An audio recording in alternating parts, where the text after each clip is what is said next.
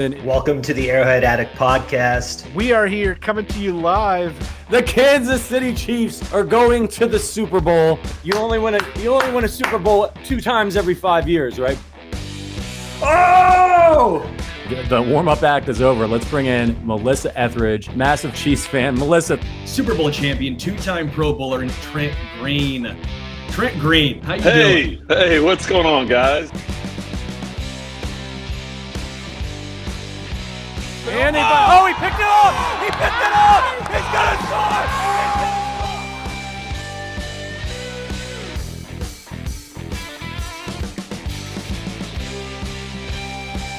And we'll see you next week, but until then, as always, go Chiefs. Welcome in. It's the Arrowhead Addict podcast, Chiefs Victory Party. My name is Patrick Allen. I'll be joined by Sports Illustrated's Matt Verderame in just a moment here. The Kansas City Chiefs take control of the AFC's number 1 seed with a 21-14 win over the Miami Dolphins and their explosive offense, which wasn't too explosive today going up against this elite Chiefs defense. It was an ugly second half for the Chiefs on the offensive side of the ball, but they got the victory. That's the good news. I'm going to just say something really quickly. Andy Reid and Dave Toub should carry Steve Spagnolo off the field, out of the stadium. They should find a land bridge and carry his ass all the way back to Kansas City, because that man is the only coach on the staff right now who is doing his job. I hate to go to the negative right out of the gate, but the fact of the matter is the situational coaching from Andy Reid and from Dave Toub in this situation is inexcusable. For the second week in a row, McCole Hardman makes a boneheaded punt fielding at his 4-yard line, setting the Chiefs back. And then on a crucial third down, Andy Reid runs a pass. He has a hard-charging running back. They've been running well all day, and he runs a pass. They don't convert, and they give the Dolphins good field position. If McCole Hardman at the end of that game just calls for a friggin' fair catch, or runs out from under the ball and lets it go into the end zone, and they get the ball on the 25, and then they run like if they had to punt there, Tommy Townsend's leg is so good that the Dolphins would have been inside their 10 probably. It's just inexcusable, and Dave Toub has been doing it for years. He made excuses for Hardman last week, and he just refuses to just take the easy yards. He won't do it. I don't know what else to say. I'm sure Verderame will have things to say about it. It's driving me out of my mind. And this is a championship caliber defense. It is not a championship caliber offense right now. And the coaches just refuse to recognize that. And they refuse to do the little things that they need to do to make sure that the defense doesn't get put in a bad position. And the defense is so damn good, they still manage to bail them out every time. We're going to get to Matt in just a minute. Before we do, I got to let you know, there's a big day of football still ahead. And Chiefs fans, have you heard about SuperDraft DFS? SuperDraft hosts daily fantasy prop games where you can compete for a chance to win cash prizes. The game is simple. For each contest, you're given a pool of props for the upcoming games. You pick whether each prop will be the over or the under of the given total. You choose up to 8 different props for a bigger win. If you want to join in the action, all you got to do is sign up with our promo code ARROW today and receive a deposit match of up to $20. You will receive also a free pick in your first game. This is like the free square in bingo or a free leg to a parlay. Use the code ARROW, sign up, and not only get you these great rewards, but it also lets you directly support this podcast and these rants that are coming up. So make sure to use the promo code ARROW when you sign up. This offer is only available to new customers who are 18, 19 and older in Alabama, 21 and older in Massachusetts, and physically present in a valid state. Please remember to always gamble responsibly. Check out the episode description for the full offer. All right, we got Matt Verderame coming in now. It's a little bittersweet, Verderame. I don't know if you heard me at the top, but I'm just furious with Andy and Dave Toub, and I think they should carry Steve Spagnolo all the way back to Kansas City. Look, I mean, this is a really easy summation, I think, right now with this team. They're an elite defensive team. Yep. They're incredible defensively. Like, really, legitimately, honest to God, good enough. Like, if the offense just doesn't piss its pants every week, they might win the Super Bowl based on their defense. Yeah. I mean, really, like, they just played, by every metric there is, the best offensive team in the league and just dominated them. Absolutely dominated the game. Miami scored 1 touchdown on a drive that started outside the 25-yard line. Just couldn't do anything. Couldn't do anything. The problem is the offense is just a piss pants factory. That's all it is. Here are the drives by the offense after the opening script, okay, where they looked like they should look. Here's the drive. Ready for this? Get a barf bag. 5 plays, 20 yards, punt. 5 plays, 13 yards, punt. 3 plays, -2 yards, punt. Then they had their other good drive. They went 13 plays, 95 yards. Okay, we won't include the end of the half in the Oakers. Who cares? Second half, 5 plays, 19 yards, punt. 5 plays, -4 yards, asinine fumble. 7 plays, 24 yards, punt. 3 plays, 9 yards, punt, kneel on the ball. They had one drive in this game after the script where they did anything. It's unbelievable. And you know what? Look, it's easy to try to distill blame. This is a collective disaster. Yep. Mahomes this year, by his standards, has not played well. Okay? I'm not saying I wouldn't take him over every other quarterback. I absolutely would. But this year, he's not playing to standard. That fumble is a mental error that he should never make, and he's made about 3 times this season. Bro, you're going to get sacked. It's 3rd and 20. If you want to chuck it to Pacheco. You want to dump it off to Pacheco and let him try to make a play, fine. I'm good with that. No problem.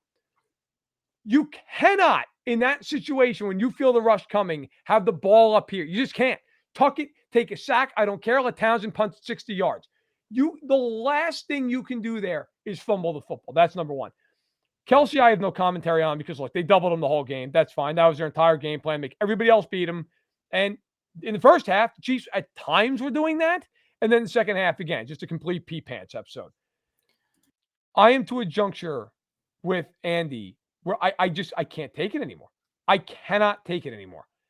3rd and 1. You don't even have Pacheco on the field. He's not even on the field. And you knew the second he wasn't out there, you're like, here it comes. Yep. Here it comes. The dumbest possible way to play offense.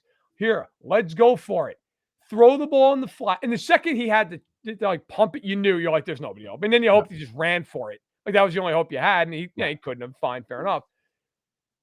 It is a clown show on offense. And again, today, the only game they have not turned the ball over was the Vikings game. It's the only game this year. They've had at least one in every other game. They're averaging almost 2 a game. Today, you look at the penalties. It's a never-ending parade. Chris Jones, it's one of the dumbest penalties I've ever seen in my life. Never. How dumb could you possibly be, right? It's 4th and 8. You're dominating the game. Hold on a minute. Bam. Personal foul. They took 9 penalties in this game.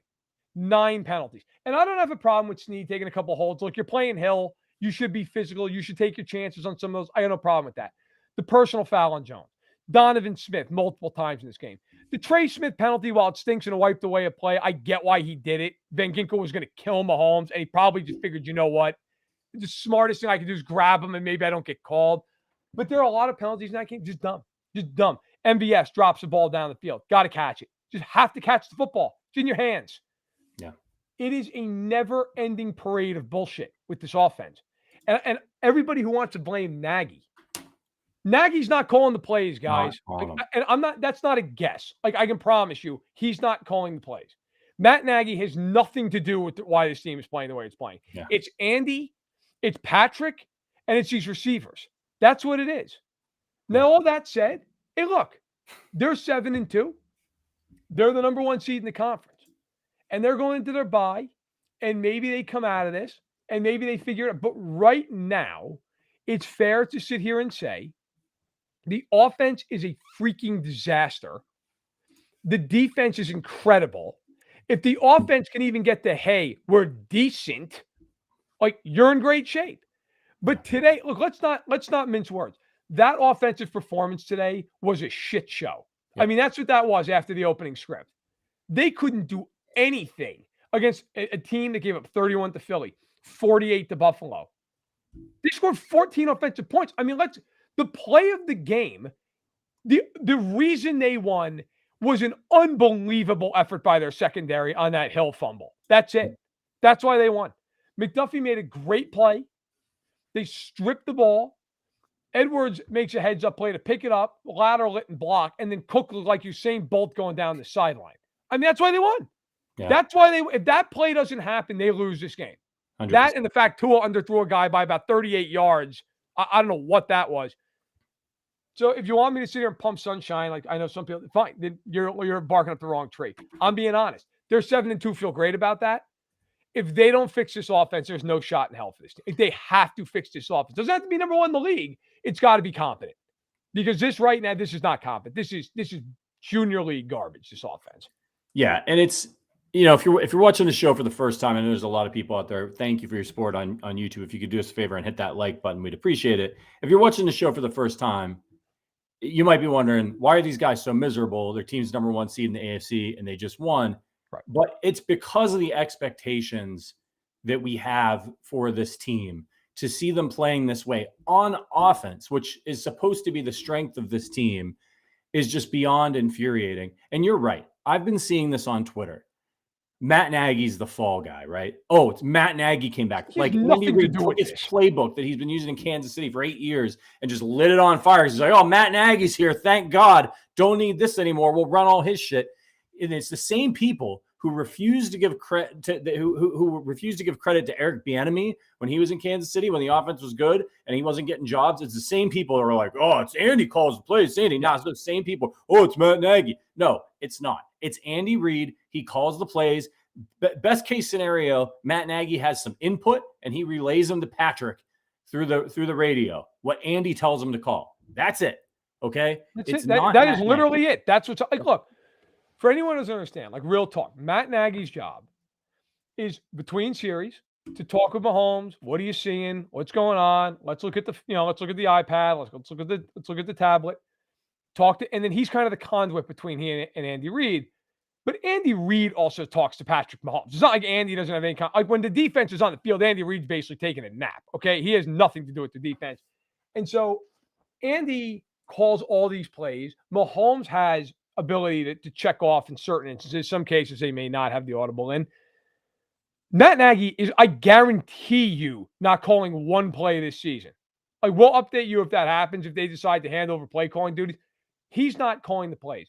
Let's be real. The problem is what it's been now for years with this team. They cannot convert on third and short. Can't do it. I don't understand how in God's name you watch Isaiah Pacheco and think to yourself, you know what he can't do? Pick up 6 feet. But that's where we are with them every week. Mahomes is something of a sacred cow on this team because he deserves to be. Mahomes has stunk up the joint the last couple of weeks. Let's just be honest. The turnovers are ridiculous. Now, you want to see the flu? Fine. Okay, I'll grant them the Denver game. Mahomes has not been good in the last couple of games. Yeah, he's human. I'm not saying he stinks or anything, but like the last couple of games, he's not played well. He would tell you that. He stunk. The fumbles, the ridiculous throw. They're inexcusable. Now, today he didn't throw a ball that could have got picked off or anything. But, like, the fumble is a ridiculous play. They have to accept the fact that, at least for the moment, they are a defensive team. That's what they are. They're not an offensive team. Their offense stinks. And so, look, for anyone who's like, well, why are you pissed? Because my judgment of this team isn't based off of week 9 and, hey, there's 7. My judgment's based off of what I think they can do in January. I don't give one iota about what they're doing right this second in terms of, hey, like, this is great. They're 7. It's great they won the game. It's a big win. They have a tiebreaker on Miami. They have a tie on Jacksonville, right? Like, I'm not saying that's not the case. Of course it is. It's a great win. But they need to improve. The good news is they got half a season and they got the bye coming up. Okay. And they don't have any big injuries that could preclude them from doing it. The other bit of good news is their defense legitimately right now is the best in football. I mean, they put Miami in hell in that game all afternoon. They've now played Hill and Jefferson, and combined, those guys didn't have 100 yards receiving. Okay. They are dominating. But at some point, you do have to look at this and say, look, the offense has got to get better. Now, maybe you believe they can. That's fine. I'm not saying they can't. But right now, their defense is absolutely is carrying the team because the offense can't do anything. And this is a big bye week for them because to your point, Andy has got to realize that at this point in the season that the offense is not equipped to run the type of plays he wants to run. They can't do it. They cannot run the downfield plays, the passes that he wants to do. They're not good enough.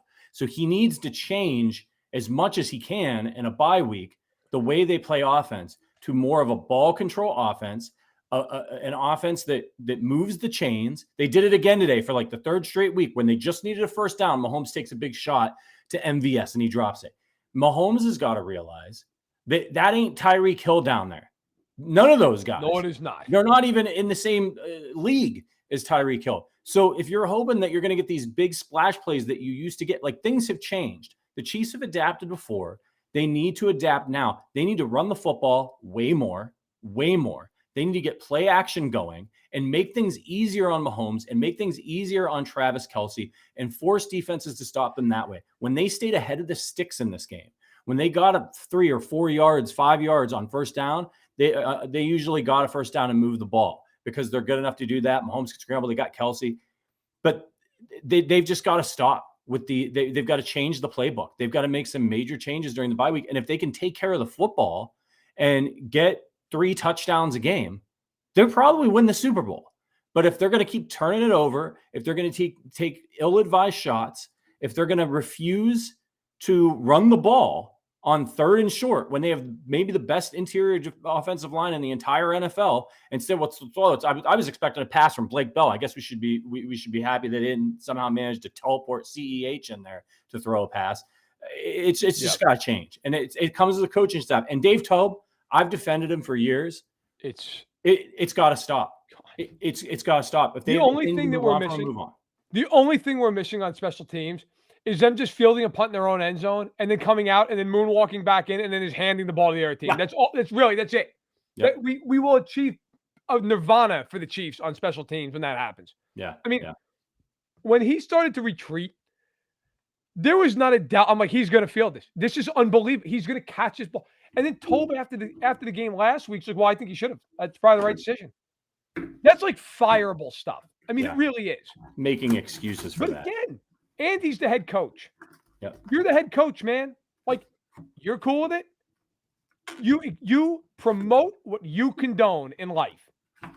You promote what you can. If you're willing to condone McCall Hardman fielding the ball in the 8th row and trying to run it out, that's on you.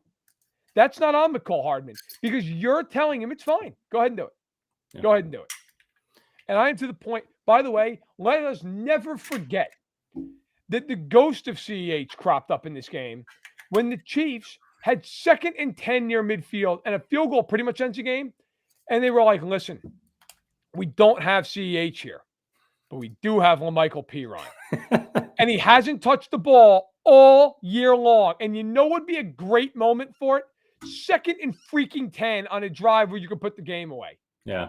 I mean, this is not on the like some of it's on the players. Like Mahomes has not played to standard. The receivers, a lot of them aren't good. Some of this though is just blatant moronic stuff out of their coaching staff. Yeah. Just dumb. I mean, there's no rationale that you could give me that says, "Hey, this is a good idea." I understand some stuff. Hey, look, it's something you see on tape. You think you can take advantage of it, okay? And maybe it doesn't work out. It blows up in your face. Fine. LaMichael Pirine on 2nd and 10 is not. Hey, we saw this on tape. Like, what are you doing? Yeah. It's just mind-numbing. It's ridiculous stuff. I just don't get it. 3rd and 1, and Pacheco's not on the field. Right. Like, what? Why? What is the rationale for this? It's every week. It is every. I mean, honestly, why don't they just put Willie Gay under center, let him sneak it? Just anything. Just put. I don't even care. Put Chris Jones under center. Hell with it. Let him push. Like, it's insane. It is insane. But we talk about this every week. They won. I feel like we're talking about them like they lost by 35 points. Yeah. They won. But boy, it's ugly. It is ugly. Yeah. We got some great super chats from you all. Thank you for the support. If you're watching on YouTube, hit that like button. Appreciate you. And make sure you're subscribed. From Raymond Chandler, one of our members. I've never been as fired up and frustrated at the same time about a Chiefs game. And I was a fan back in the Hank Stram days from Rhett. The Chiefs have built an awesome defense, but don't play offense to complement it. Run the ball and play action off of it. 100% Rhett. Like you've invested in this offense, in this defense, and invested in this defense at the expense, right, of some of your offensive skill position players. You trade Tyreek Hill so you can draft some people shore up your lines, shore up your defense because you got Patrick Mahomes, but just expecting Mahomes to be God in cleats every single moment of every single week's not going to work. From Daniel, the refusal to run the ball, averaging 4.6 yards, is angering me more and more. It makes you blow your top. Sloth style. Miami, number one offense, 70 points versus Denver, 14 points versus Kansas City. Denver versus Kansas City, 16 points per game. How amazing is that Miami offense? Look, man, this Chiefs defense is special. It's the most special Chiefs defense I want to say in my lifetime. There were a couple really good defenses in the 90s. Derek Thomas. This defense is the best defense I've had in my life. I think so. I do. Because there's no weakness. They're great. Yeah. They're good at everything. I mean, look, to go positive here before I bid you guys all adieu here, as I know I'm on for a few more minutes. Look, I mean, I'm throwing on something on the TV so I can keep doing my job while I'm talking to you fine people. All right. Look, the positive side of this is what we've talked about. The defense is incredible. I mean, the defense, guys, all kidding aside, like they are so dominant on defense. They could win most games scoring 17 points. I mean, they played a Lions team, some of the best offenses in football, scored 14 points. Jacksonville scored 9. The Dolphins scored 14, and one of the touchdowns came on a short field at the 20-something. I mean, this is a unit now that, like, they're dominant. And it's because they are not weak anywhere. Some weeks it's, hey, listen, great pass rush, 5-6 sacks. Some weeks it's going to just blanket you, and there's nothing you're doing. You're not getting open. You're not going anywhere. Some weeks, it's combination. And I thought today, as much as the offense makes you want to just absolutely drink Clorox watching that game, I mean, listen, Tua was 21-34 for a $193, sacked him 3 times. I mean, 5.7 yards an attempt. Who cares? And that's nothing. Hill, 8 catches, fine, 62 yards. Who cares? Nothing. Waddle, 3 catches on 6 targets, 42 yards, nothing. They did nothing in the game. Defensively, Wharton with a sack, Watson with a sack, Chenal with a sack. Trent McDuffie had 10 tackles in that game, 8 of them solo tackles. I mean, they scored a touchdown. They were unbelievable. On third down, the Dolphins were also brutal. I don't have that right. I'm trying to pull it up right in front of me without delaying here. 3 of 12 on third down. Chiefs were 3 of 10. Dolphins are 3 of 12 on third down, 0 of 1 on fourth down. They were held to 5 yards per play. Chiefs were even worse at 4.8. The only really thing the Dolphins could do is occasionally, as the game wore on, they had 2 big runs. They had a 25-yarder and like a 19-yarder. That's it. That is, I mean, the Dolphins did nothing outside of those 2 runs and the one ball to Wilson in the end zone. That, not to be that guy, I thought it was interference, but it is what it is. So the Chiefs are phenomenal defensively. The question is, can they ever get any help from the other side of the ball? So as the Chiefs go into their bye week here, Verderame, if you're Andy Reid, you can't magic up any new wide receivers. Nope. What are you doing? What adjustments are you making to this offense to give yourself a better chance to win games in the second half?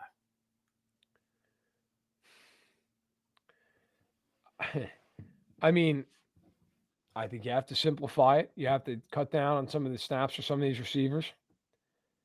You have to run the ball a little bit more. I know we talk about this every week. I think you have to run the ball more. And frankly, the 2 biggest things, Pat's got to get back to being Pat. Like, let's just be honest about this. He's not played well. I mean, by any normal standard, he's played very well. But by his standard, he's not played well. This is not, he's on pace for 4,600, 4,700 yards and 30 some odd touchdowns. I mean, that's not exactly a bum year, but like, we all know what we're looking at. And part of it's the receivers, part of it's him. Part of it is him. He's got to play better. They're just not playing well. And the other part of it is Andy's got to look in the mirror a little bit here. And like, hey man, you can't afford a half dozen ridiculous calls. You just can't. You're not going to overcome it with this team. So I think it's a common. And lastly, and the biggest thing, the turnovers just have to stop. They have to stop. They lead the league in turnovers right now. They have the most turnovers in the NFL along with Cleveland, 17. I mean, think about what the offense looks like. As much as it struggled, if they only turn the ball over half that much. I mean, it's a huge difference. It's a huge difference. But they can't stop. It's killing them. As much as all the other stuff about them is true, the turnovers are the biggest problem. It is a disaster with the turnovers. It is every game but one this year. It has to stop. And the ball doesn't come out on time with Mahomes. And last year it was coming out. It was coming out on time. And whether, again, you have to go through and you have to look at the tapes, whether it's a trust issue with him or whether the guys just aren't getting open. It's probably a combination of the both. He just doesn't seem to be confident to take his drop and get the ball out. Take his drop and get the ball out. And if there's one that I'm telling you what, man, Andy needs to go back and dust off some of the plays he used to run with Alex Smith. Because Mahomes can run all those plays, and they didn't have any receivers back when before they got Tyreek, they had nobody. And they moved the ball and they were efficient, and it was a chain moving offense. They didn't take as many shots because Alex didn't throw the ball downfield until they got Tyreek, and then they started to get a little bit more explosive. We know the impact he can have on a quarterback. I would go back and look at some of that stuff and run and put more of that in. I'm sure they're practicing those plays. Install more of that. Because as we've pointed out over and over again on this show, if they take care of the football and they move the chains and shorten the game, the first half of that game was a pretty good example of what this team could be if they're firing on all cylinders. Couple efficient drives, opportunistic defense shuts down your explosive. If they can stop that offense, they can stop anybody in the league. They can shut down Philly, Buffalo. They can shut down the Bengals and Jamar Chase. It's different. This is a different defense this year, but they're helping out their opponents. Well, just in case you're curious, PJ Green, who does good work at Fox 4 Kansas City, tweets out, Chiefs Andy Reid, I'm throwing the ball on that final third down. Quote, I probably should have put it in the hands of the big offensive lineman. I owe him one.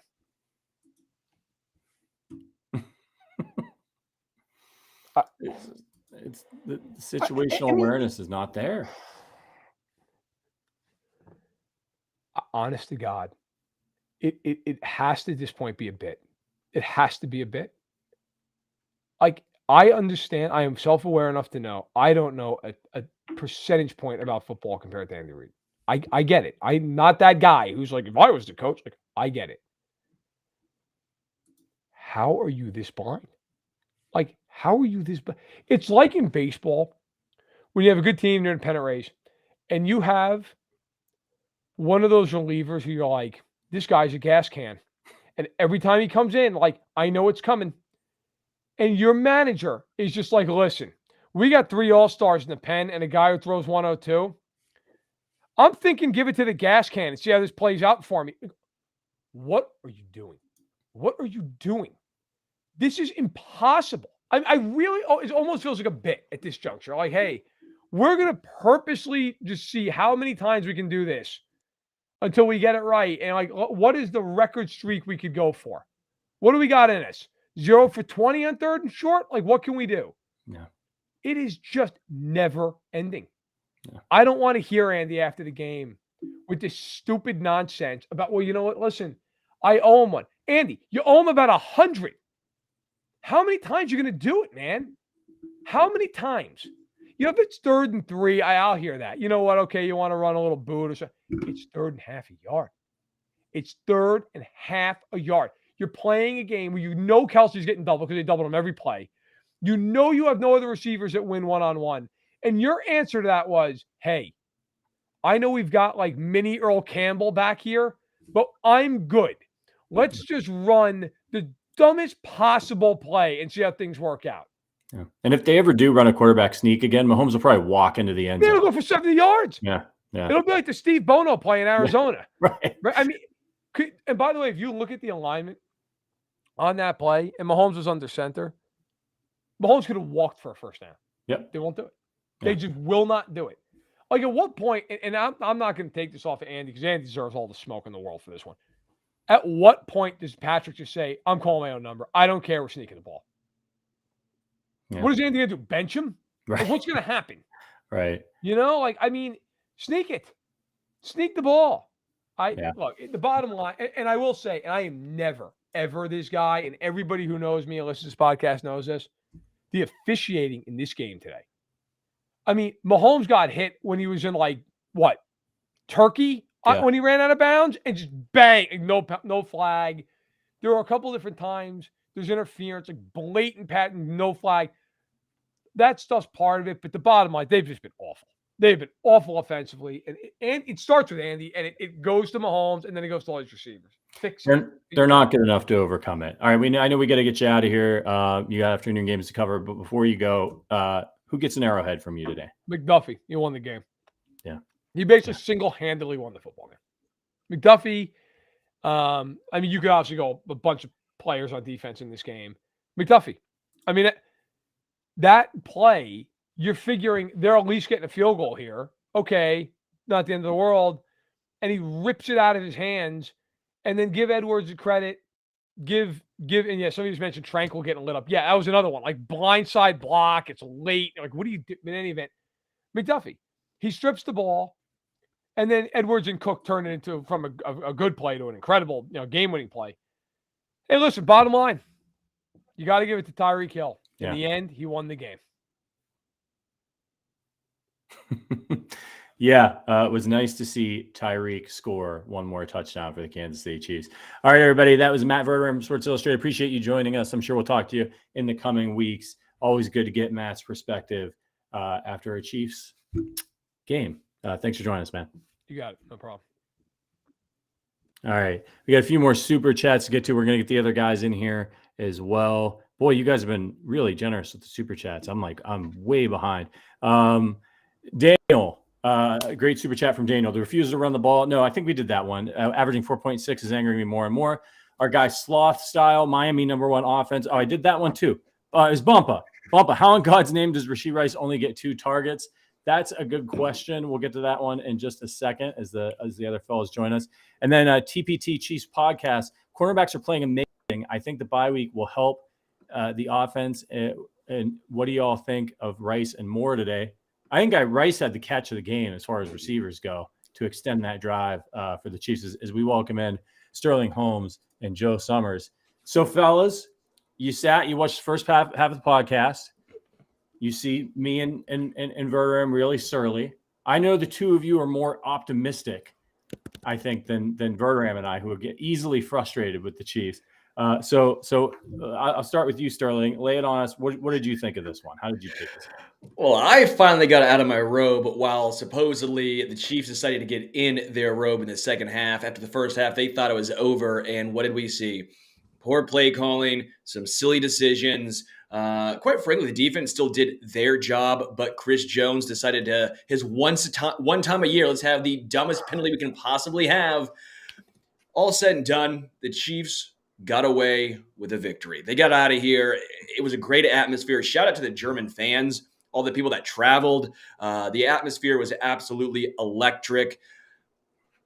I don't know, because I went in going to this game saying, I don't know how much I'm going to take away, win or lose, from a game where you travel, you're overseas, a little different, a little more unique.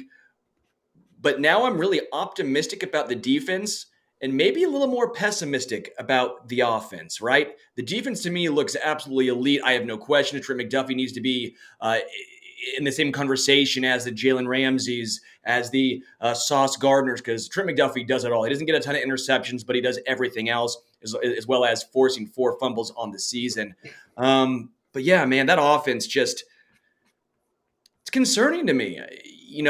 Some of it's play calling, some is performance, some's drops. I mean, MVS still had a chance to bring in that deep bomb. He didn't do it. The first drive was great, and that was about it. It was kind of lackluster going on from there.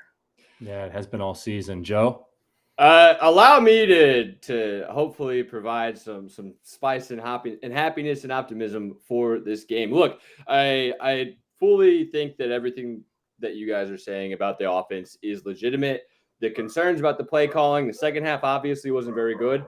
But guys, we just won 21-14. We covered the spread. We are now 7-2 in the AFC. The Jags are 6-2. We have a tiebreaker over them. The Dolphins now 6-3. We have a tiebreaker over them. The Ravens are the only 6-win team in the conference that we haven't played. And we got the tiebreaker over them because they have 2 conference losses. This is a great day. And yes, the concerns about the offense are valid, but the first half still happened. We were still up 21-0. Pat Mahomes still produced and put up enough points to win in a game that Travis Kelce essentially was on a milk carton. Like, he was not there. If you had said in the pregame with me and Sterling, Travis Kelce was going to have 3 catches, wasn't going to break 25 yards or whatever it is, we would have predicted a Dolphins win. That did not happen. So I'm really optimistic moving forward. The offense has some issues, yes, but if the biggest concern about the team, I've heard Nick Wright say this, and I think it's really smart. If the biggest concern about the team is Patrick Mahomes scoring points, ultimately, I'm going to feel pretty good. And the big takeaway for me here is that defense. McDuffie, you mentioned it, 4 forced fumbles on the season now. He's been spectacular. L'Jarius Sneed has been spectacular. Tyreek Hill only had 62 yards. And even in the pregame, someone said that they thought he was going to get over 200. Like, this defense, until, the rushing game with Mostert at the end, was phenomenal. Chris Jones' penalty notwithstanding, we know, I don't really think there's any argument to be made that this is not one of the very best defenses in the NFL. It's certainly the best that I have seen Kansas City put out on the field this in my, watching Chiefs life. So if our concern is Patrick Mahomes, Andy Reid, and the offense, I'm really optimistic long-term. Yeah. Good to have a bit of optimism there. And I agree with you. We've been saying this for most of the year. The offense should figure it out. There's too much talent there with Mahomes and Andy Reid. A few more super chats we got to catch up on. You guys have been so generous, so thank you. Zachary Best, co-founder of Arrowhead Addict, our co-host Adam Best brother. Let's all toast to Tyreek. Indeed. Dan McElfresh, appreciate you. The Chiefs wide receiver might be the worst in the league. How do they fix an offense that has no good wide receiver play action? I agree. I mean, I've been saying it throughout the show. I think they need to start running the ball more. I think they need more play action. I think they need more snaps under center. I think that's going to help. I don't know how much they have of that in the playbook, but they need to start installing that shit right away. Sim ready. We expect Andy to respect Spags and opposition defense, but Andy says, nah, I'll keep my plays in the bag and piss on you all. A shout out to the super chat from Kai Braun, from Derek Watson. Give me a dominant defense and play off Mahomes and Andy. More to Joe's point, Sterling, right? Like, the defense has always been the problem for the Chiefs. The offense, we've seen it struggle before in 2021 when teams adjusted to how they were playing. Do you think they'll be able to fix this? Well, I don't think it's ever going to be as good as it was a couple of years ago. I'm not naive to thinking without some of the elite playmakers and a younger Travis and this, that, and the other. What I am saying is I think this was a concerted effort in the offseason to get better defensively. And so this way, Mahomes does not have to score 35 points a game to win. In 2018, 21-14, that would be the end of the first half, right? That's what it would be like. You're hoping you would keep the opposition under 30. What it comes down to is the Chiefs have spent so much capital and money on the defense. They're trying to do the Patriots method where, all right, we'll give Tom Brady help, but a little different than you might think. We're going to give him help by building the defense to help him out, so where he can elevate wide receivers, he cannot elevate the defense. The issue is, while it's a great thought process, the offense and the receivers have not been elevated. Who do you want to blame that on? The wide receivers, Mahomes, Matt Nagy, Andy Reid. The choice can be yours. What it comes down to is they actually had a thought process, and I think they're sticking to it, which is why they were steady at the trade deadline. It was a little intriguing to me, though, because Kadarius Toney got involved early on that slant, looked great, very physical, open in space, went for a nice gain, and then he was non-existent. Sky Moore involved early in the game. Then he was non-existent. I'm just a little confused by some of the play calls as the game progressed. A little confused at some of the looks early on, like Rashee Rice early on was double teamed on that 3rd and 5 in the first half. Joe and I talked about it. Kelce was actually open, but Mahomes still went to Rashee Rice. And I go, well, great. That means there's some trust being built between those two guys. And then what happened in the second half? Non-existent. So I don't know how to feel about the offense, the receivers, who to blame, who's more, who needs to step up. But there obviously still is some sort of disconnect here. Well, to that point, real quick, Honestly, I think that the rushing game just wasn't as effective in the second half as the coaching staff thought it would be. Like if you look at the play-by-play, so last week my big criticism of Andy Reid was that Pacheco had one carry in the second half. He had a bunch in the second half this week. They just weren't all that effective. Credit to the Dolphins defense and making the adjustments there, but we were actively trying to get Pacheco the ball to run out the clock. And then we had the third down MVS incompletion that where Mahomes took a deep shot. And we had a 3-yard pass to Kelsey on a 3rd and 10 on the final drive before the kneel downs. Like they have made an effort to adjust and lean on Pacheco. It didn't work in the second half in this game, but I don't think that it's like a Chicken Little situation where we need to be overly concerned. I think they're still figuring things out. And I was really encouraged by the willingness to use Pacheco after his strong first half in that second half to drain the clock and trust. And that's part of the reason why I feel like Mahomes keeps taking these third down deep shots that haven't worked. And I wish that he would just get the first down. But I think that he has the confidence to take those shots because he knows how good this defense is. Andy Reid, all of them, they know that they can lean on Pacheco, hopefully moving forward. At least in this game, they tried to lean on him, knowing that if it didn't work, we drain the clock and the defense would get the job done. And it did. Having that luxury, in my opinion, completely elevates the ceiling long term, especially as we look towards this team as a Super Bowl contender. Love this comment from Slothy. It's going to bring up my next point here. Is the thing is, our offense is not bad. They're still top 10, maybe even top 7. It just looks bad because what we've become accustomed to. The Chiefs heading into this game were actually 4th in the NFL in yards. The issue was they have struggled in the red zone. That continued in this game. So, if you want to have some sort of optimism here, some cause for the Chiefs to actually revert to the mean actually being up from where they currently are at, well, if the red zone numbers get better, they've actually moved the ball fairly effectively. This has been the issue, is stalling in the red zone. They were 17th in touchdown percentage once they got there. That has been the main concern. A couple more super chats. I want to give a huge shout out to Michael Trigg. Thank you so much. As Rice starts, 2 targets, 2 great plays. Do the Chiefs have a target share issue? Patrick, you've been asking us a lot. Let me ask you this. Do the Chiefs have a target share issue in regards to Rashee Rice?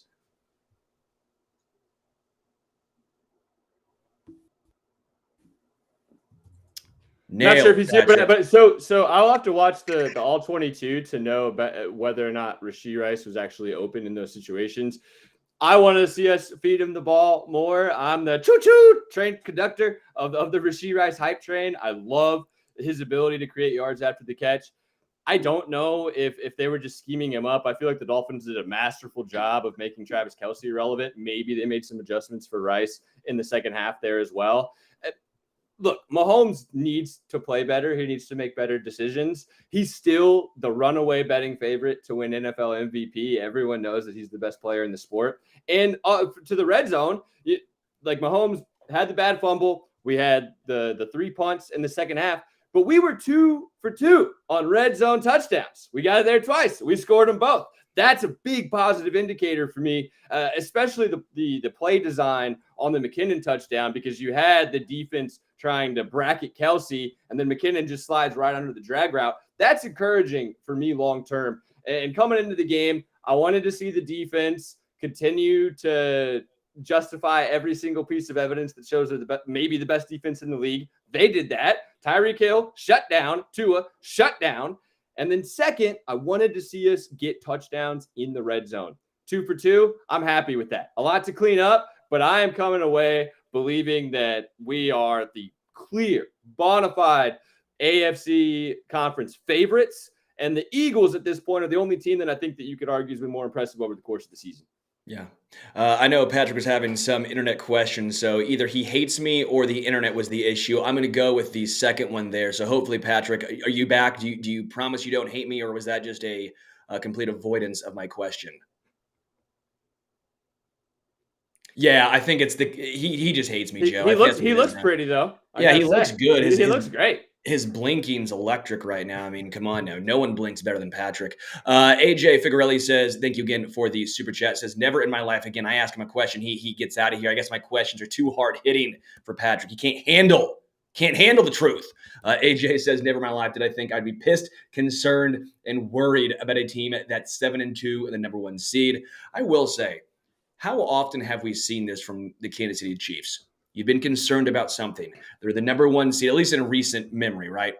There's always something. It was special teams, missed extra points, missed kicks, bad defense. The issue is now it's the offense. And now it seems more concerning in a season or in an era of football where offense is king. What are your thoughts here on this?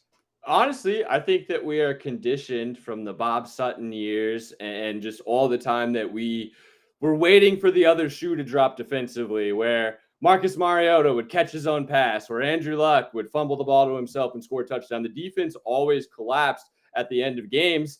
And now it doesn't look like it's going to do that. The next time that the defense collapses will be the first time that the defense collapses this season. It's been a spectacular effort. And I mean, I think Chiefs fans could be forgiven to not quite be used to that. We've never seen, at least in my life, a defense of this caliber. And having that confidence, I do think that we are just waiting for the other shoe to drop. And when you see the offensive problems and the continued weird trick plays and things like that, like, it's easy to point the finger and be upset about it. But make no mistake, this is the largest margin of error that the Chiefs have ever had in Patrick Mahomes' career here. The defense gives the offense so much leverage. We haven't given up 21 points in over 21 points in a single game yet this season. And the only time that we did that was because of a defensive touchdown when Kadarius Toney dropped the ball. This is a historic for the franchise defense for the Chiefs. And that gives the offense such a margin of error that I have full confidence that we'll be just fine come at the end of it. And this is honestly the most confident that I've been in a Chiefs team through 9 weeks in Patrick Mahomes' career, period. Yeah. A couple of chats to get here. One is a really good one here. To say, actually, this season is looking like defenses have caught up to scoring across the league as it is down league-wide. 100% agree there. That is a little interesting there. Luke J says, Sterling, let's grab a beer. Hey, you know I'm down. Okay, I'm always down to grab a beer. On the money, thank you for the super chat. Says, I'm just happy the Chiefs still have Tyreek. And he also says, what's most impressive is the defense didn't wear down. They were solid to the end. Impressive. Very good point. I mean, seriously, outside of a couple runs late to Raheem Mostert, which, by the way, in that situation, you almost try and live with. You're thinking the Dolphins are going to throw. You're more worried about a massive play through the air. While, yes, you hopefully don't give up 50 yards to Raheem Mostert on 2 plays. End of the day, I think that you'll give that up instead of a huge bomb to Tyreek or Jalen Waddle. A couple more super chats here. On the money, it says, a win is a win, but Rice only getting 2 targets is wild. Yeah, we talked about that one a little bit earlier there. I think that's good right now on the super chats right there. But yeah, again, you look down and the leading receiver was Noah Gray. Noah Gray, three targets, 3 receptions, 34 yards. And going back to the target share question, Noah Gray, 3. Travis Kelce, 3. McCole Hardman, 3. Those were your leading target share getters from the receiving core. Not ideal, Joe. No, it's not ideal at all. And I'm an idiot. Thank you for reminding me, Slothy, in the chat. Yes, we gave up 24 points to the Broncos last week. I put that game so far out of my memory, I literally completely forgot it even happened. But the target share is definitely concerning. I want to watch the All 22. I just got that NFL Premium Plus, so I'm excited to watch it this week.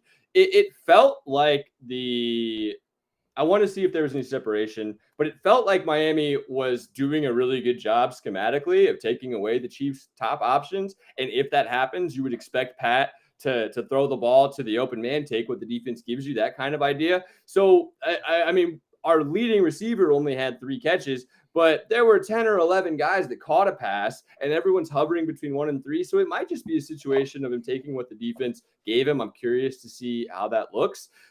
Pat needs to be better. He should be better. I mentioned it earlier. He was tied with Tua for MVP voting. I imagine he's going to take a big jump this week. Like, people in Vegas, odds makers, people nationwide still recognize that Mahomes is the best quarterback in the sport. If he's making mistakes, all that it means is that he's not performing at the superhuman, insane level that we've grown so accustomed to. This was an offense that was playing in Germany, flew over late in the week. The crowd was really friendly to us, but I am not concerned about the second half offensive performance because I believe in the people to make the adjustments moving forward to fix things. Rashee Rice needs to be a top target hog, provided the defense allows it. His performance this season's been exceptional, and you saw it on that burst in the touchdown. Emphasize him moving forward. Emphasize Kelsey moving forward. Nice to see McKinnon get really involved in the passing game, score a touchdown for the first time in a while. I'm encouraged, and the defense is just going to continue being probably the best in the NFL in the meantime until the offense figures it out. Yeah, I mean, the Chiefs' defensive line, linebacker core, even without Nick Bolton, secondary, it's just every single level is very impressive. We talked about Drew Tranquill in the first half, his ability to read and also bring down the tackler on that third down play, really set the tone early. We mentioned McDuffie time and time again. I do want to bring up the L'Jarius Sneed situation as far as he was heavily penalized last week, got a few called against him this week, but this week I didn't have a major concern, which might sound weird. I know people are going to be sitting here saying, hey, penalties, can't have that happen. But the game plan, and I can almost guarantee you Spags told him the same thing, be physical and force the rest to throw the flag. That's the only way to try and slow down Tyreek Hill, right? That's what the Chiefs try to do, and it worked. They helped him to what you mentioned, 62 yards. They stripped him. It was a great defensive performance, but yes, you're going to get a couple flags when you're playing that physical. But end of the day, I think you take that trade-off. Absolutely. And I think that the statistics bear itself out to prove your point over the course of the season. I'm going to pull it up here to make sure I have the numbers right. So top receivers against the Chiefs. Tyreek was averaging over 126 yards per game coming into today. We held him to 62. The Broncos, Cortland Sutton, just pretend that didn't happen. Keenan Allen averaged 98 yards per game, had 55. Justin Jefferson was averaging 135 yards per game, had 28. Garrett Wilson averaging almost 70, had 60. DJ Moore, 93, had 41. The list goes on and on up to Amon-Ra St. Brown in week one. Every single top receiver that the Chiefs have faced, they have held them significantly under their season-long per game averages, which is a spectacular piece of predictive evidence moving forward, especially when you look at potential playoff opponents like maybe a Tyreek, like a Stephon Diggs, like a Jamar Chase, AJ Brown, whoever we may face.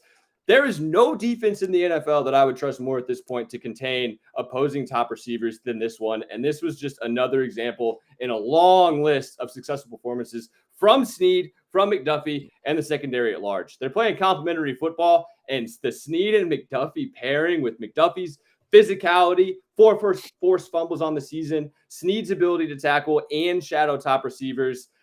It's just perfect complementary secondary football. It's beautiful to see. Yeah, and we talked about it going into this show. I said, and I was called out by a few people all week long, I kept saying the Chiefs might be the best team to try and slow down the Miami passing attack. But where they can be susceptible is on the ground, which, again, we saw a little bit late, but I think it's okay overall. They held Tua Tagovailoa to 193. And I actually joked about it saying, I mean, you're probably not going to hold him to under 200 yards, but still, if you hold him under 250, you're good. They held him to 193. I mean, again, it's the physicality, it's the depth, it's the fact that they won a lot at the line of scrimmage. Charles Omenihu, who didn't have a sack, but he seemed to be all over the place. Turk Wharton getting involved in this one, and Steve Spagnolo. Can we talk about Spags? Yes. This was a masterpiece. This was a Picasso. Okay, this was a glorious performance from Steve Spagnolo. Sending blitz, when not to send blitz, who to put on who. Everything, zone versus man. It was an incredible perfection, in my opinion, from Steve Spagnolo. I have to give him a huge hat tip, right? He takes crap time and time again. Not this year, but people are always on his case. Look what happens now. He doesn't have a whole bunch of rookies in the secondary or the entire team to deal with. Look at him now that he actually has a defense with versatility, with speed, who don't have a whole bunch of guys over the hill. Look what he can do. Look what he draws up. This was a Spags masterpiece. Well, and to that point, just think about what we have considered the biggest games for the Chiefs over the last several months. So held the Jags and the Bengals under 20 or fewer in the playoffs. The Eagles, obviously, that happened in the Super Bowl. The 4 games this year that I would say that we've played the best teams. Defense held the Lions to 14 points, had the pick 6. Defense held the Jaguars to 9 points, the Chargers to 17, and now this great performance against the Dolphins. He's passing every single test. And the way that this defense is growing, I saw in the chat mention Willie Gay Jr. with a fantastic game. No Nick Bolton in there, and Willie Gay and Tranquil both stepping up. McDuffie obviously with the huge play. Brian Cook and Mike Edwards with that heads-up chemistry in the secondary. Every time that we have gone into a game and said, this is a huge game for the Chiefs against a difficult opponent, the defense has balled out. So Spags deserves all the credit in the world for that. Yeah. Again, we'll touch on a little 3rd and 1 before we give out our arrowheads. I don't understand this. I mean, I just don't. You know, at first it wasn't necessarily a massive opponent of throwing the ball on 3rd and 1, 4th and 1. You don't take the ball out of Mahomes' hands, this, that, and the other. I get all that stuff, right? But in this situation, when you've actually run the ball fairly effectively, you've struggled to pass the ball, Travis Kelce's been blanketed, Miami Dolphins figured something out, slowing down Mahomes and the Chiefs' offense through the air. What do? They run a play-action play to Travis Kelce where he's double teamed. That was looked like the only option on play, and then Mahomes has nothing to do, no one to go to. Why don't you run it? That's the biggest surprise. Seriously, if you want to catch teams off guard, run a halfback dive. Seriously. It's absurd to me. How the hell on 3rd and 1, we act like it's 3rd and forever? You're fine on 3rd and 8, but 3rd and 1, you got handcuffs. I just don't understand this. So I fully believe that Andy Reid is, the best offensive mastermind that we've seen. I believe that he knows what he's doing. So my theory here is that we heard the coaches say at the end of the postseason last year that they were setting up plays over the course of the season. I genuinely think that's what's happening. I think that if we were facing the Eagles in the Super Bowl and needed a 3rd and 1, I think we're probably going to give Pacheco the ball. I think that the offense is experimenting because it knows how good the defense is. It knows how good Pat is. It knows how good Andy Reid is. And so they're saying, let's see if some of these 3rd down plays work. And then in a big moment when we really need it, maybe against the Bengals late in the season to clinch the 1 seed in the AFC, maybe against the Eagles in a couple weeks, when we need it, I do believe that he's going to go with something like that, like let Pacheco get the 1st down. And I think in the meantime, it's kind of all window dressing. That's my working theory, at least, because I think they're way too smart to continue running these strange plays without a greater plan in mind. Yeah. It's funny. I watched the Mizzou game last night, right? If you're a Mizzou fan, you feel my pain. If you're a KU, K-State, Georgia fan, you're probably relishing in my pain. Covered the spread for me. But the second half was a little reminiscent of that, right? The difference was Georgia's a better team. They're going to find a way to get it done, right? The Chiefs are a better team in this instance. But you look at the second half, and there's some comps there where you turn the ball over. You can't win with the turnover margin not in your favor, although obviously Tyreek Hill, but I'm saying the second half. You had all these flags, just some ticky-tack stuff, some maybe calls necessarily don't go your way, right? Some 50-50s go the other way. Mizzou, I think, was less than 50-50. I think for the Chiefs, a little less than 50-50. But you got to overcome. The Chiefs overcame. Miami didn't. The Chiefs defense, again, a ton of credit in this one. I still don't understand what Chris Jones was doing. I don't think I will ever understand what Chris Jones was doing. And this is perfect right there. I see Jimmy say M-I-Z, and right above him, Jeremy says, I can't say that, but it's what the Rock Chalk Jayhawk. Gotcha. Oh, it pains me. It pains me.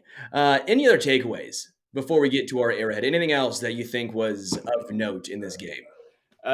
Just moving forward, if you are making like a resume of AFC teams, the only team, and we'll see what happens today against the Seahawks, the only team that you could have a resume on par with the Chiefs, make any kind of argument that they're close to Kansas City's level, is the Baltimore Ravens. That's it. We're 7-2. We have wins over essentially every major team in the conference except Buffalo, who is behind Miami, and Cincinnati, who's dealing with their own problems and behind the Ravens. Coming into the year, given the uncertainty and trying to defend the Super Bowl, for this defense to perform at the level that it has and for the offense to be struggling yet still post a 7-2 record should give Chiefs fans a ton of confidence and a ton of optimism. Every single team around the league has some problems, folks. This is the least top-heavy season I remember in a while in the NFL. And lay out all the evidence, lay out all the information. you will find that the Chiefs are the easiest team to make a case for as being the kings of the conference. Final thought here. I keep hearing in the chat here, leave Matt Nagy in Germany. Is Nagy the issue? You saw what he did with the Bears, which, by the way, he won Coach of the Year with the Bears. He took him to the playoff multiple times, got Trubisky to a Pro Bowl. I'm not saying he's a great head coach, but I don't think he was a bum. I will never buy into the fact he was above 500 with the Bears and Trubisky. Like, come on now. Don't you think the Bears would take him right now at head coach over Eberflus? I definitely think they would. But my point here is, how much of this is on Matt Nagy? I'm not saying play calls, because we know that's Andy Reid, right? We know when it was Bieniemy and folks were getting on Bieniemy, we know it was Andy Reid. But what I come down to and what I'm thinking here is, with some of that tough love, did that help the Chiefs? Did some of that running back mantra rub off a little bit? I'm not saying there's a major issue here. I'm not saying there's an issue at all. I'm just wanting to get your thoughts here because I'm seeing a ton in the chat. Is there an issue with Bieniemy gone, Matt Nagy here? Is there something wrong? I would really love to know how much blame or credit I could give to the offensive coordinator in an Andy Reid system. I genuinely don't know. I'm inclined to trust Matt Verderame's reporting. He's an excellent reporter, that Andy's still the one calling the plays here, which, if that's the case, and Verderame has no reason to believe that he would say that if it wasn't warranted, that would, in my opinion, put the onus on Andy. And there is a noticeable difference from the offense this year relative to last year, with the only major change being subbing out Rashee Rice for Juju. But I really just think it's an execution situation. I think Andy Reid, in times, in a small sample size, isn't making the right decision. He has a really large sample size, thankfully, so I know that long-term I'm feeling pretty good. But I do think that's going to be a topic over the next couple of weeks as we try to evaluate things, especially if the Commanders come out and look pretty good today. I think EB deserves all his flowers for all the work that he did over the years. I don't think that we have enough information to say that Nagy's promotion as offensive coordinator is the reason for the struggles, given Verderame and others reporting. Yeah, and I will also say, you always want to find a scapegoat. You always want to find someone to pin this on. And odds are you find it tough mentally. Physically, I find it tough to even blame Andy Reid, right? He's a Hall of Fame head coach. He knows more than we will ever know. He's won multiple Super Bowls. He's done this, that, and the other. He is legendary. And so what you do is you find, okay, well, who's below him? Who's not Andy Reid? Who can we pin this on? I think that's what it comes down to, because it was Bieniemy for years, and now it's Matt Nagy. I'm not saying blame Andy Reid all the time, but I'm just saying at some point we might need to have the conversation. These short-yarded situations, as you mentioned, the playbook, what has been the constant? I'm not saying get rid of Andy. I know this is going to get misconstrued. I know someone's going to take a shot at me saying how I'm not I love Andy Reid. I'm just saying at times, what is the constant here? Before we get out of here, Joe, what is your Arrowhead? Who are your Arrowheads?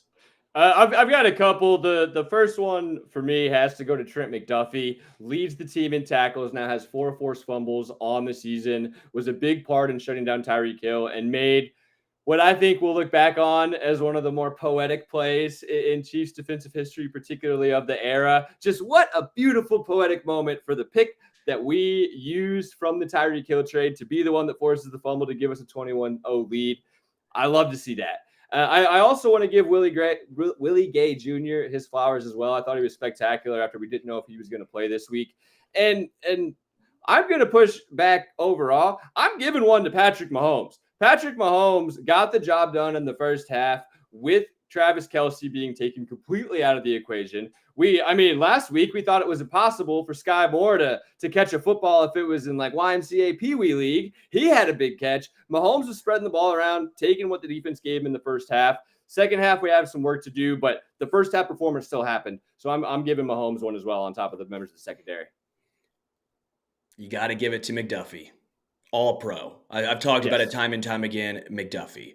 L'Jarius Sneed, I don't care about the penalties in this particular game against the Broncos, maybe a little bit. In this game, when the call was to be physical, the point was to be physical. The entire game plan was to be physical with Tyreek Hill. You knew at times you're going to get flagged once or twice. You live with those. You held him to 60-something yards. That is great. But then Steve Spagnolo, man. This, again, is a Picasso. It was a masterpiece. He did everything. I mean, some of those play calls were unreal. Like, I understand you don't like to see Karlaftis get dropped into coverage against Jalen Waddle. Like, I understand that one particular play, but even though it didn't matter, let's be real now, I got called back for holding. Spags was just in his bag in this one. This is a game we look back on and say, without Spags, without this defense, the Chiefs don't win this game. Chiefs don't win this game. They held Miami's offense, historically amazing, to 14 points. 14. Would have been 7, maybe 10, if not for Chris Jones being a buffoon out there on that. Gosh, I still can't get over that, man. It wasn't even against Tua. It was against an offensive lineman. Why? I know I'm getting heated right now. It doesn't matter because the Chiefs right now are 7-2. They are first in the AFC, first team to 7 wins. Things are still looking like they run through Arrowhead. Joe, we're golfing after this. Everyone's asking. Sure are, baby. Everyone's saying, Sterling, why did you get out of the robe? I'm wearing mine to the course. Yeah, I would have ready. I would have wore the robe all day, but I had to get out because I got to go beat Joe in some golf. But everyone, thank you so much for hanging with us, for listening to us, for being there pregame, halftime, postgame, for having Patrick, Matt Connor, Joe, Richard behind the glass, Matt Verderame from SI joining us. Guys, we really do appreciate everything you guys do, giving us a like on YouTube, giving us a like and 5-star review on the podcast, wherever you entertain and listen to your podcasts. Guys, Chiefs are 7-2. I know things at times look bleak offensively, but come on. I almost wanted to say, can we have a little bit of faith in Andy Reid and Patrick Mahomes in this team to get it right? I know it looks bleak a little at times, but part of me believes they will get right. Until next time, we are out.